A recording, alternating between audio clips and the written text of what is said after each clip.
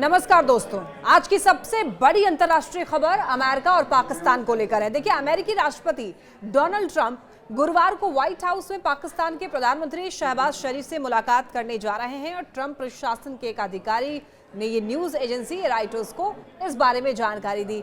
देखिए, ये जो मुलाकात है ऐसे समय पर हो रही है जब कुछ ही हफ्ते पहले वॉशिंगटन और इस्लामाबाद ने एक बड़े व्यापारिक समझौते का ऐलान किया था। तो साफ है कि दोनों देशों के रिश्तों में हाल के दिनों में नजदीकी तेजी से बढ़ी है। ट्रंप के कार्यकाल में अमेरिका और पाकिस्तान के रिश्ते एक नए मोड़ पर खड़े हैं।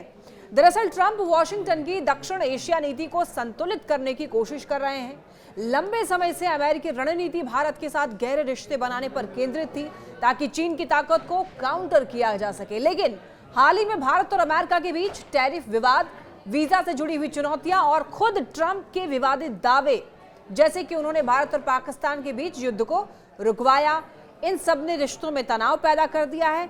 तो ऐसे में 31 जुलाई को हुआ अमेरिका पाकिस्तान व्यापारिक समझौता काफी अहम माना जा रहा है।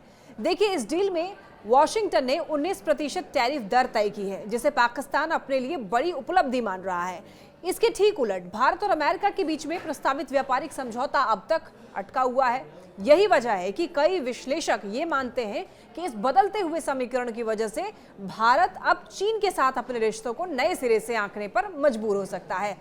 ट्रंप बार बार ये साफ करते हुए आए हैं कि पाकिस्तान उनके लिए कितनी अहमियत रखता है। इस्लामाबाद के साथ बढ़ती हुई उनकी नजदीकी इस बात से भी जाहिर होती है कि शरीफ हाल ही में न्यूयॉर्क में आयोजित मुस्लिम बहुल देशों की बैठक में भी शामिल हुए, जिसकी मेजबानी खुद ट्रंप ने की थी।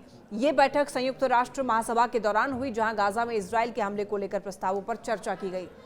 तो अगर हम पीछे देखें तो इस साल की शुरुआत में ट्रंप ने पाकिस्तान के army chief field marshal Asim Munir से भी व्हाइट हाउस में मुलाकात की थी और ये एक बेहद दुर्लभ मौका था, क्योंकि किसी अमेरिकी राष्ट्रपति का पाकिस्तानी सैन्य प्रमुख से इतनी सीधी बातचीत पहले शायद ही हुई हो, और वो भी बिना किसी सिविलियन अधिकारी की मौजूदगी के।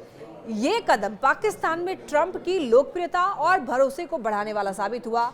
यही नहीं, पाकिस्तान ने खुले तौर पर ट्रंप को नोबेल शांति पुरस्कार के लिए नामित करने का भी समर्थन किया।